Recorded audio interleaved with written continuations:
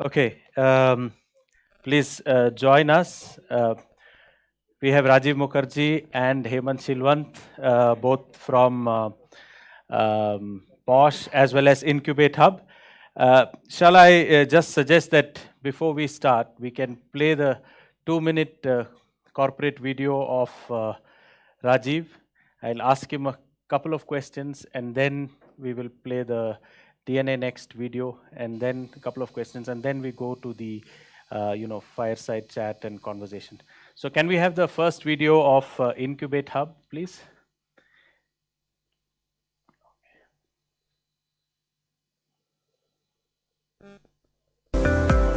Asia's leading open innovation and venturing platform, we enable startups and large enterprises to engage, collaborate, and co-create business solutions.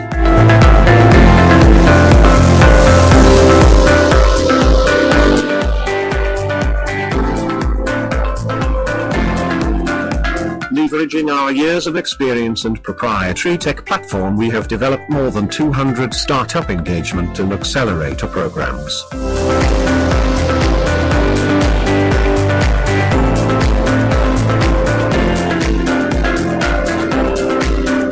These programs help startups to get business contracts and go-to-market opportunities, while the corporates get innovation access, capacity building and M&A opportunities. We have a curated community of 5,000 plus startups, over 100 top global brands, more than 900 paid projects and 50 plus large-scale projects across 10 industry domains.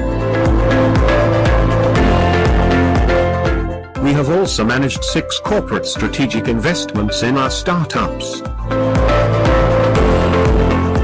The success mantra is a careful startup curation process and then supporting them to win corporate business projects.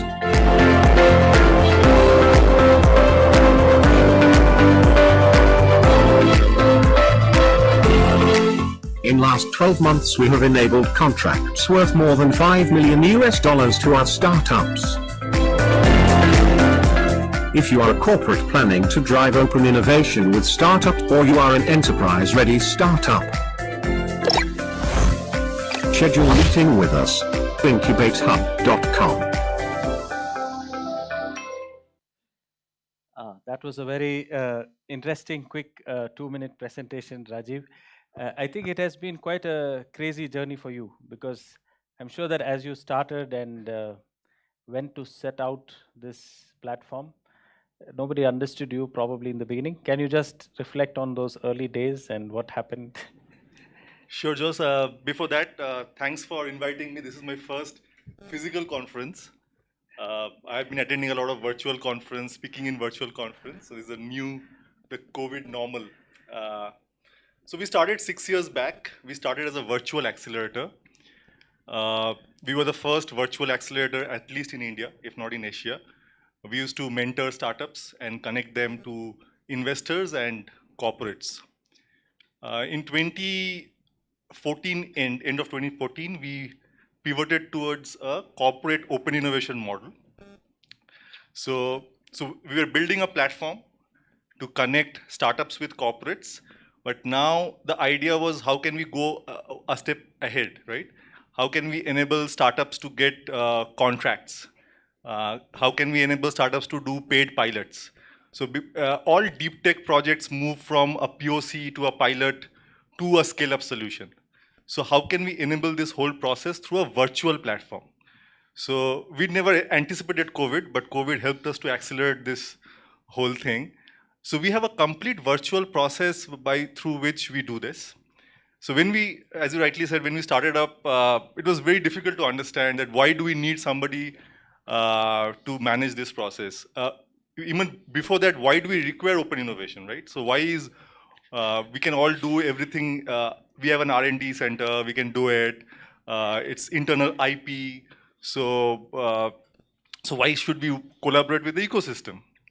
So the journey has been very interesting, and I think the corporate has learned over a period of time. So in the CPG industry, it was always very prominent. Open innovation was a very prominent factor. Procter and Gamble, Unilever was doing it, but other industries like the banking and financial services, automobile,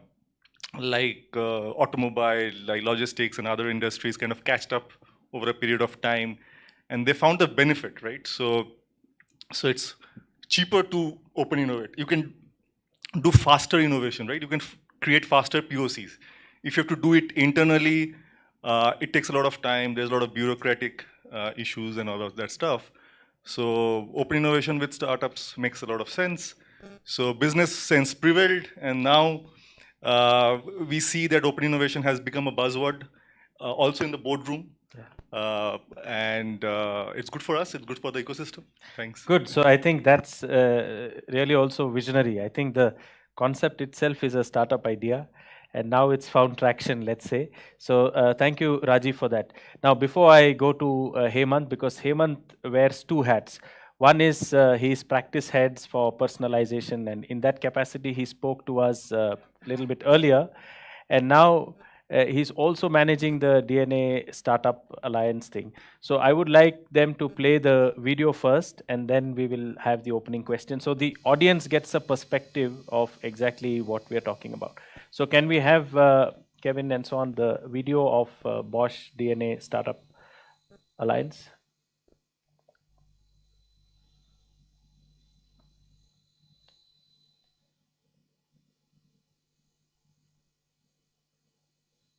DNA Next, a Bosch India Startup Alliance program.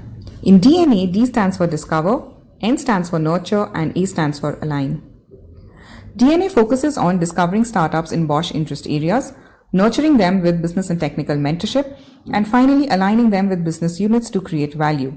The main objective of this program is to work with innovative startups, explore opportunities to co-create this product or solution, and explore partnership for go-to-market through potential engagement models. We have two key aspects in DNA, the DNA Accelerator Program and the DNA Go.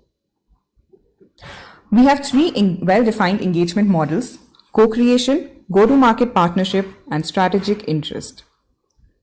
DNA gives you everything you need to accelerate your startup: an opportunity to work on business-defined problem statements, nurture sessions by Bosch technical and business mentors, external consultants spanned across 16 weeks, access to software labs, business model design experts, stakeholder validation, design thinking, UX and UI experts at Bosch, access to Bosch worldwide, legal and IP insights.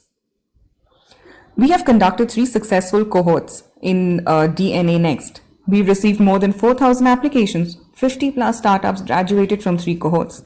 Success stories created in investments, joint go-to-market partnership, and co-creation. The focus themes were IoT, data analytics, and connected mobility. We've been awarded Zinnov Best Corporate Accelerator Award 2018. Please find the list of the DNA Next startup cohort graduating on 4th of December this year. Drop in an email to boschdnastartup.program@in.bosch.com for any further details. Thank you. Oh, that was interesting. Of course, the voice was a bit serious, but in any case, as you take on the role of, the startup DNA platform and program, tell us a little bit about that journey. Why DNA was made part of Bosch, and whose brain or whose mind or vision was behind it, if you can share it. Definitely. Thanks, Jose. Good to be talking with Rajiv here. So DNA was initially conceptualized by today's president of RBI, Dattatreya Silagame, but he was at that point in time heading the business development unit as BUD. So he set it up to enable open innovation, to look at how the ecosystem outside of the company can really enable, facilitate agility to for go-to-market or for development within the company, right? So Rajiv rightly pointed out when he talked about many of these companies, even Bosch was like that, where we were talking about, okay, this quite interesting, let us develop. but you cannot end up doing infinite development. You have only finite amount of money or resources to develop, and you have to be very picky and choosy on what is your core business. So DNA was built with a purpose of identifying startups which could complement our core business and enable, through either technology partnership or go to market, enable better business for Bosch. Right, so that is the background of DNA, and DNA Next today has passed through 3 cohorts, 3 years, one cohort per year, facilitating or working or engaging with more than 60 startups. Yeah, the 4th cohort is running today with 18, and the focus has changed. Focus has changed from, let's say, let's look at working with startups, let's look at whether it will work or not, to really identifying the problem statements what the business units have, and only then going towards discovering a startup. Earlier, we used to call for and then try to bring them together, but today we actually get the problem statement, and then the business units are a part of the pitch. Okay, Pitch so deck. these business units who give you their problems, they are from Bosch ecosystem? From Bosch From ecosystem. Okay, but they give you these requirements and then you advertise and put it out there, and how much time startups have to apply, or just to understand this process? Okay, so for us, mid of the year is when we start the campaign, and Q3 September is when we start the cohort. It runs for 3 months, where we actually give them opportunities to attend nurture sessions by external consultants, by internal experts, and also have one-on-one with the business units to sit down together, brainstorm, and come out with the solution. But apart from that, we also give them access to our labs, which otherwise are not given to external facilities. We give them access to our facilities like User Experience Studio, to avail services of our specialist UX teams or the business model consulting teams to work on a pricing model. So these are some of the benefits the startups get. Okay, so it's interesting, we have 2 people. One is doing the whole thing virtually. Is it right, Rajiv, in a way? Not completely virtual, but Okay. yes, 80% is virtual, 20% is Okay. physical. Yeah. And for you, I think it's 90% real and Till now, yes, Yeah, but till this now, year yes. has been a Okay. different one. Okay, so it's really interesting. And from your point of view as Bosch, once these startups apply, I think you have to choose only a limited number from the whole set that apply. So is somebody who has not been selected, or can they have a chance next year, or is it over, or how does it work? Definitely, they do have a chance. I mean, because our call for campaign, we in fact work with Invest India for call for campaign, is not really restricted to who has not applied, but it's more on the problem statement. Problem So if someone feels they fit that, we definitely look at it. Okay, excellent. And Rajiv, in this year of COVID, I think a lot of people had to fall back on you because you had already built and mastered that virtual platform solution for venturing and innovation. So what has been this year's journey? Can you give us some stories, some examples of what happened? Sure. So in February, we were working with around 5 or 6 corporates at that time. Now we work with around 11 of them. So that's one. So almost double. Yeah, on one positive change. The other positive change is that 90% of our customers were India-based. Okay. Now we are working with Singapore clients in Singapore, with Philippines, in UK, even in the LATAM market, we are working. So that's the ease of virtual. You can scale with the virtual model. These are 2 changes. The other change that we are seeing is definitely COVID-related use cases. A lot of COVID-related use cases are coming. So like code logistics, which talking about. So we are working with some code logistics solutions. There are use cases around sustainable packaging, circular economy, waste management. A lot of focus. So we work with a lot of CPG companies, a lot of CPG, FMCG companies, their focus on sustainable solutions, clean tech, ocean, and all of that kind of matters a lot today. So those kind of use cases we are handling.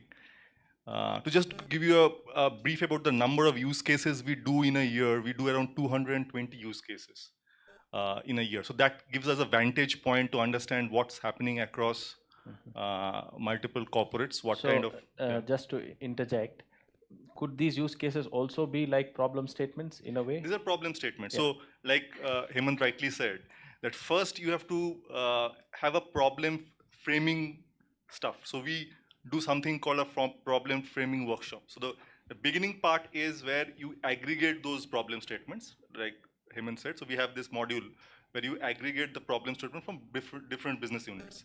You also need a sponsor, because without a sponsor, you cannot move ahead with this. So aggregating the problem statement, prioritizing which problem statement to go with.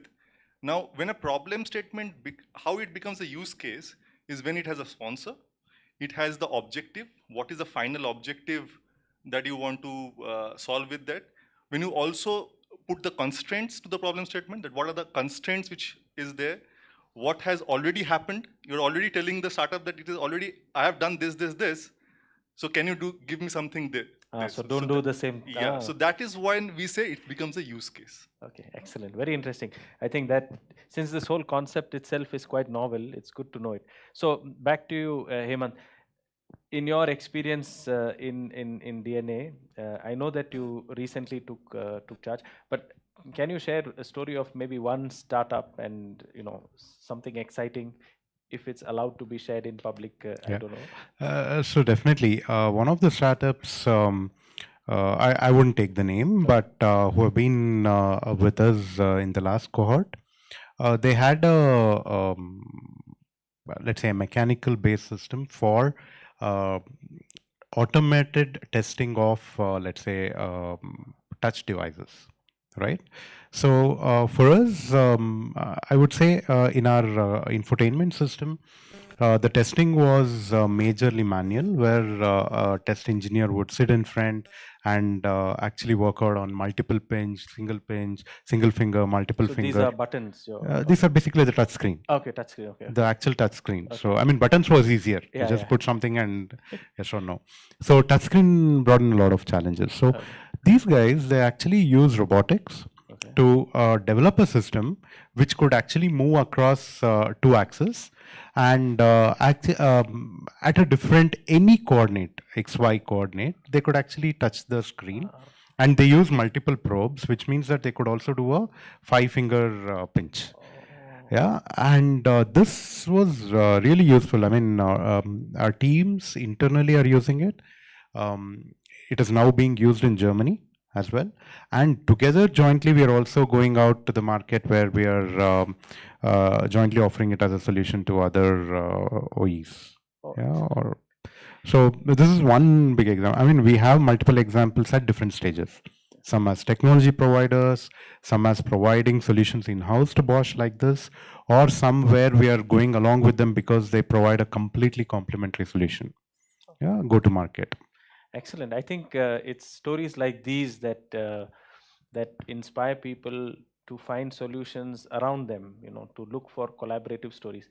And back to you, Rajiv, can you tell us also one story? Because I remember you are also an advisory board member in TIA Summit, and I was with Jan Kune, who was giving the keynote yesterday, and he was saying also from Germany, was inspired about one particular story of fuel injection in some engine and somebody solved it. Can you share that story, and do you remember it first of all? I don't know, because you have so many use cases every year. So this was like 1.5 years back. This is also a German company. It's actually MBRDI, Okay. which is Daimler Mercedes. So they were trying in the German counterparts, the open innovation counterparts was trying to solve this use case, that when you inject fuel, because of air getting in, there's a lot of issues that comes up. So how can we do a modeling, virtual modeling, that even before, so the only way to test is by actually doing it. Okay. So can we do a virtual modeling where we can simulate the whole thing, and solve this use case without a penetrative testing, which is like actually destroying that thing. Okay. Can we do so? Very similar to what Hemant was talking about, various kinds of Digital testing. twin is some. It's not a digital twin, Okay. but it's a pure. The best part is, Uh, and I can take that opportunity while Hemant is also there. So German guys are known for science. Right? Yeah. They are known for engineering. And this was a typical mechanical scientific problem. It was not a deep tech, emerging technology problem. It was actually physics. So there are 20 PhDs in a startup in Pune Okay. who solved this use case. Okay. Kind of created that model, which is now getting implemented at a global level by MBA. I cannot say Share. much more than that, but Okay. so Okay. the unique part was, and that's give us a lot of satisfaction, is German couldn't do it, Indians did it. Okay. All right. I think, at the end of the day, we are also a global conference. So, it's possible that God in his wisdom divides strength and skill across the world since he created the whole world, right? So therefore, it's possible that he wants us to collaborate, and some pieces of the puzzle are in India, some are in Germany, some may be in Denmark, some are in Switzerland, and the one who is flexible and humble to fix the puzzle has a better picture, and therefore customer is chasing him compared to his competitor. So thank you. At least we are happy that you could share a little bit of the story. The clever guys in the audience might Google and dig up and find out what exactly happened. Okay, so now that we talked about where you're coming from and what has been, I want to ask both of you about what is next. Because I remember, I think maybe it's Bosch itself. Next is what? There is this hashtag that trends sometime in social media. So let me start with you, Hemant, because now as someone anchoring DNA Next, next is what? Okay. So open innovation, as we also discussed, Rajiv mentioned it, right? It's now coming into the boardroom of all big companies. So similarly in Bosch, globally, it's called Open Bosch.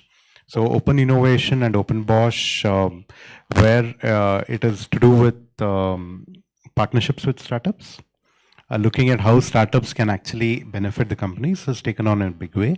And I'm also happy to announce that since the last month, I took over in October, but since last month we are actually aligned with Open Innovation Bosch, part of the global team as well. And we are jointly coming out with strategies to look at how, let's say, some business units in Germany have a problem statement, some business units in India have a problem statement. But today we are only looking at local for local, right? So how can we actually look at local for global? So can we really look at, let's say, German startups, Israeli startups? Can we look at startups from North America actually pitching in for these? So that is something which is going on already. Okay. And the next year we'll So see this that. will be virtual pitching. Virtual pitching. Kind of, okay. Yeah. Okay, okay. And this in Germany is a part of the Robert Bosch Venture Capital, which means that they also have an opportunity to look at investment if it goes really well. Okay, excellent. Yeah. So that is where this takes on a big, this one driven by the board in Germany. And we are happy to be a part of the global team. Okay, so now this is aligned. This is the aligned. Indian initiative and Yeah, global. this is aligned to the global initiative, and we are driving as a partner there. Okay, so Yeah. it becomes a global It's initiative. becomes a global initiative. So in DNA Next, we have a mix of, let's say, early stage startups, mid stage startups, and mature. So the global initiative only looks at the mature startups, right? Okay. So we still continue the mid stage and the early stage as a part of the local entity, and the other one we align. It's more of, it's not a reporting structure. We are operating independently. They are operating independently. We are more of a networked organization. Okay, excellent. So this is interesting. So you are bringing in the possibilities of a global impact by aligning with the overall Open Bosch concept or initiative, and so that's really good news, actually, even for the for those who are selected to be in the cohort and so on. So for this year's cohort, it's already done. When I say this year, I'm saying 2020, 21, right? 2020. So 2020 it ends in December. December 4th is the last day. to so- apply? No, Oh, close off, graduation day of the cohort. okay. And so when does the next cohort open? Next September. Next September. Okay. But as I said, that's mainly for the nurture phase. okay. For the GTM, the go-to-market, we have something called as DNA Go, which is a continuous process. Ongoing. yeah, Okay. And that is aligned with the central team Okay. in Germany. And if Indian startups have to apply for this, they just go to Bosch website and Yeah, look. yeah, DNA website. Okay, excellent. Nice. Connect with So, us. startups, if you're out there and if you listen to this either live or later as a broadcast, you know whom to chase. It's Hemant. And but in any case, I think I have also seen their website. It's very well structured and all the information is there, and that's very interesting to have. Now back to you, Rajiv. While parallelly, I asked them, maybe you can replace the mic of Hemant. It's giving some problem. While they do that, maybe we'll ask Rajiv, what is your next plan? Because I think you had a very, very interesting journey. And after COVID and whatever happened in the last 6 months, do you want to change something going forward, 2021? See, definitely going global. We Okay. are going global in terms of our platform, in terms of our approach, and companies like Bosch kind of opening up to global programs, joint go-to-market. Now, joint go-to-market has become pretty popular. So what we are doing is we're enabling a lot of startup from India or from Southeast Asia to pitch across use cases globally. So we are able to aggregate use cases at a global level. Now that's giving the startups the reach Okay. to pitch to use cases anywhere in the world, right? And pitch for a pilot, right? Pitch for a paid pilot. So that is one going global. The other thing, one challenge that we are solving. So one problem with open innovation is data, sharing of data, right? So you have a lot of data, now you cannot share the data. That is why open innovation doesn't happen, because without data, you cannot create models. Now we are bringing in synthetic data. So the data will look similar to your real data, and you can create model, and you can showcase solutions.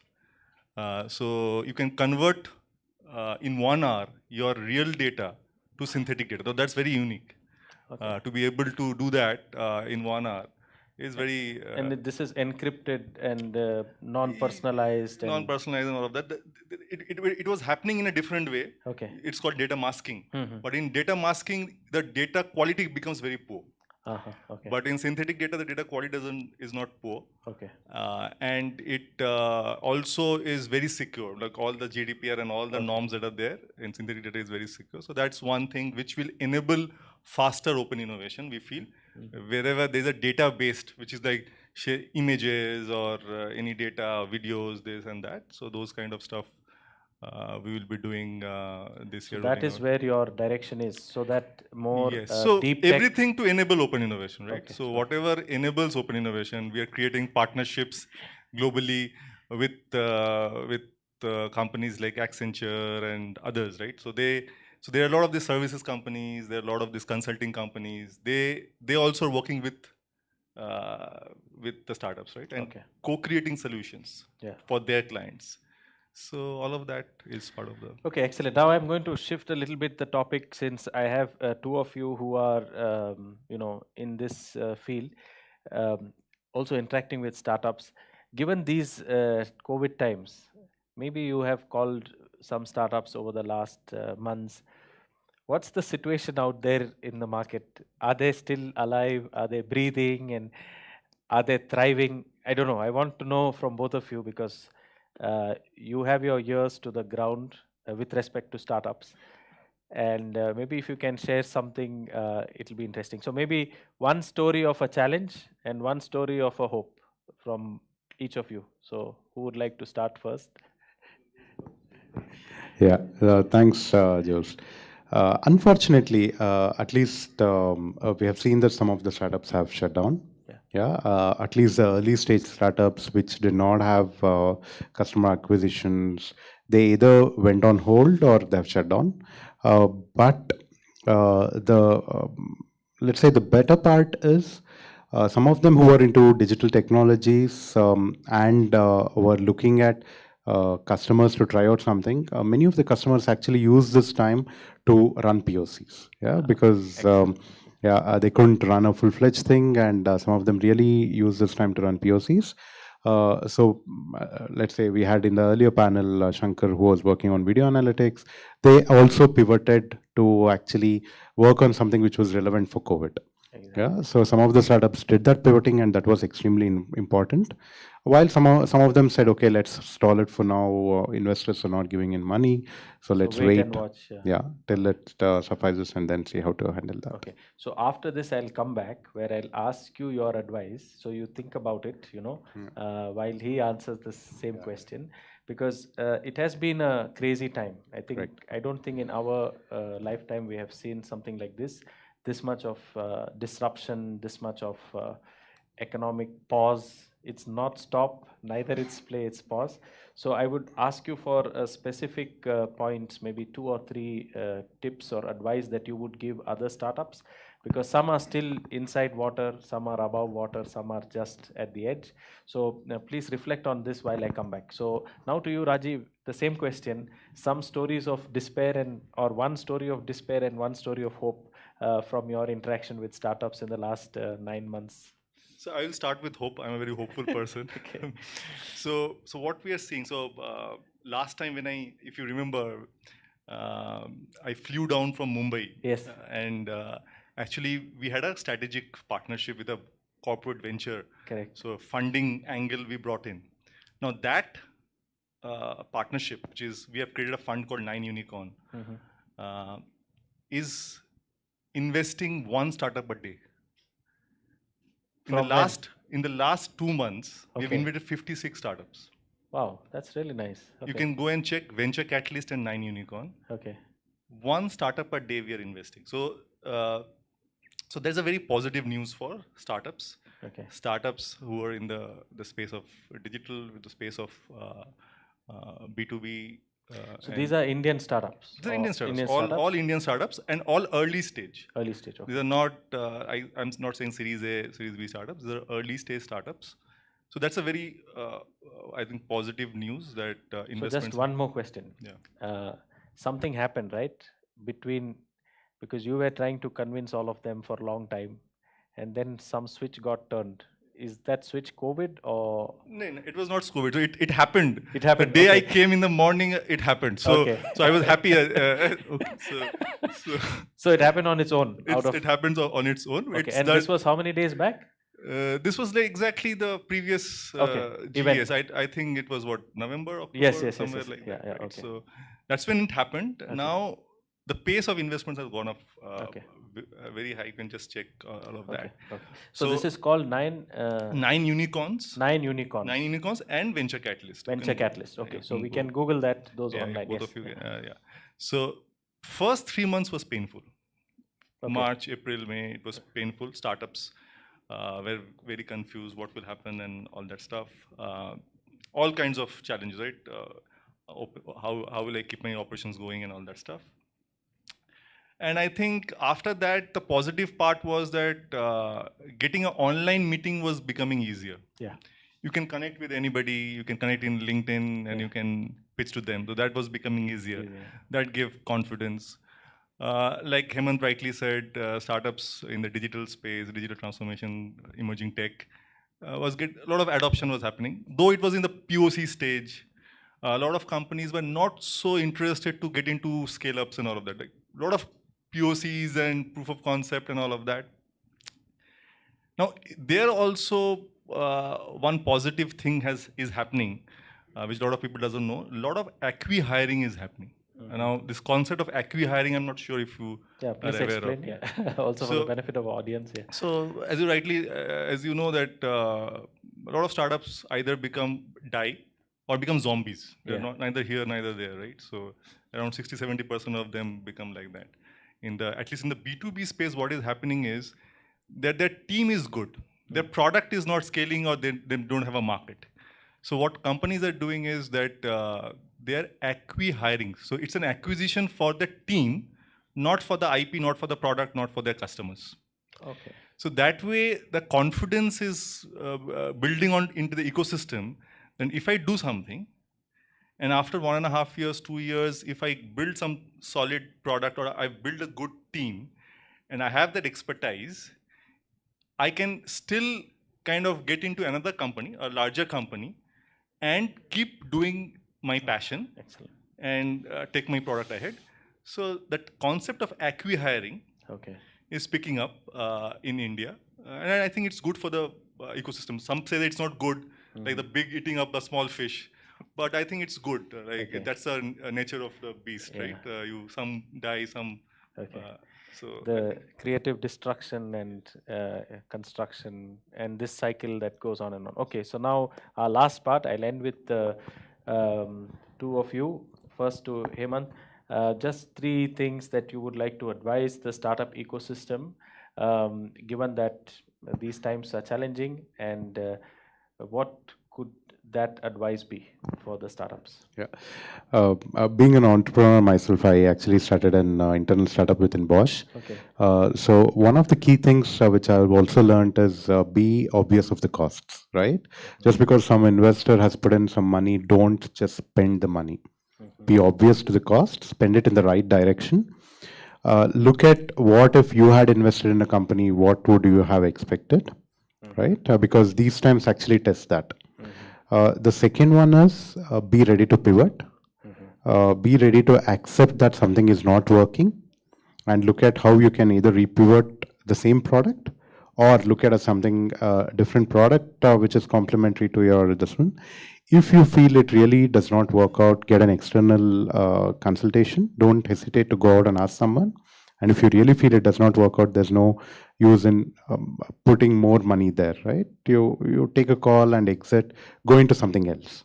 That is quite important to be aware of that, because slowly what is happening, the earlier era of investors just testing out and dumping money is over. Investors have become more cautious because they do understand what AI is, what ML is. Pushing a rules engine as a AI engine will not work now. There was some era where people were testing it, but that era is over. People do understand what is the concept. Many of them have undergone thorough training or certifications to really understand what is happening, including investors. So better to put more effort into looking at if it works, and also be realistic about what we are offering. Yeah? Cost consciousness, being aware, and the third portion is understand the investor. Yeah. So Okay, excellent. I think very important advice for these times. So thank you so much, Hemant. And what about you, Rajiv? You want to say something from your perspective? It's all us, right? We are also a startup, so I will advise myself. Okay. So You say also applicable to me. yeah, it's also applicable to me. So I have at least become very cash flow conscious, Okay. right? Conscious about the cash flow. So I ping my customers multiple times, when is the payment coming, right? Yeah. So being cognizant about cash flow is very critical. You have to put a hat of a little bit of a finance guy in this situation. Yes. Very cognizant of the cash flow thing. Now coming to the point of working with corporate. So I'm now putting my hat of influencer. So when you have to work with corporates, and Hemant will know it, you have to have patience. So the B2B startups, the corporates have their own sweet time. They have their own priorities and all Process that stuff. and Process, systems. priorities. So you have to be patient. You cannot do an investor pitch to a corporate. A lot of startups make this mistake. They do an investor pitch to a corporate. You have to do a sales pitch, corporate pitch to a corporate, even in this kind of open innovation programs and stuff like that, right? So being patient with corporate, you have to have enough. So even if you're working with a lot of these companies, so a lot of startups today are getting into multiple of these accelerators, right? You will not have immediate financial gains. So you have to have 18 months or 15 months of money in your bank to work with multiple of these corporate accelerators. So that's very important. So cautious optimism. Yes, cautious optimism. You have to have money in the bank, as Hemant rightly said, and work with the giants. Okay. Right? They will not give you money very soon. Okay. And even if they give money for a pilot or a POC, that is just going to serve your existing stuff. That pilot. Yeah. That pilot and stuff. So you have to be cognizant about it. I think these are the two things. There are multiple other things, but Okay. everybody knows about all the other things. That Okay, excellent. So thank you so much. I think that's really a good summarization of what the corporates can take out of this, because I'm sure that many of them across the world, I was also in touch with some startups in Denmark, some startups in Germany, and some of them are 2 people, 3 people in their startup. And, in these times when they don't get the response from the corporate or from the investor, there is a kind of anxiety and panic among startups. And therefore, from Hemant's point, I could just recollect it's important to be passionate but detached. So you should know that you may have to let go at some point if it's needed, but use mentorship as a tool. And so thank you so much. So the startups out there, I think what we can take away is there are opportunities like the platform Incubate Hub, and you heard it right from Rajiv that there's one startup being invested into every day at the early stage itself from the 2 resources that he mentioned. Go and check it out. And then there is DNA Next with Bosch, which also is looking, if you have that great idea that can fix a problem which their business unit is facing, and it's all collected and collated and kept ready. So guys, those who would like to solve problems, the future is yours, and that is next. And let's solve problems together. And if we can make our vision bigger, and if we say that we would solve problems and look at it with a laser focus, being detached and having mentors around, while taking care of the finances and making sure that you have enough liquidity for the next 2 quarters, I think that will be a good thing. So thank you so much. And like in the Indian style, I would like to say namaste to both of you. And it's so nice to have you here. It encourages our startup community and this whole idea that at Jess we want to get people to collaborate. If you have any final words, you can say, and then we move to the last part of the session. I think your passion to kind of get this done. I was not hoping that you will do it in this fashion this year. So congratulations to you. Thank you. Too, for doing this, and the whole GS Confluence team. Yes. Looking forward to work closely since you are already advising us. Yes. Thanks, Jose. Good discussion, Rajiv. I think there's a lot to take in even for us. And the sessions from the morning were really great. Jose, hats off to you to arrange such a thing, because it's important. Virtual sessions, while they can give some information, the face-to-face is what really matters. Thank you so much. So nice meeting you, and let's keep the hope going, and all the best. Thanks. And so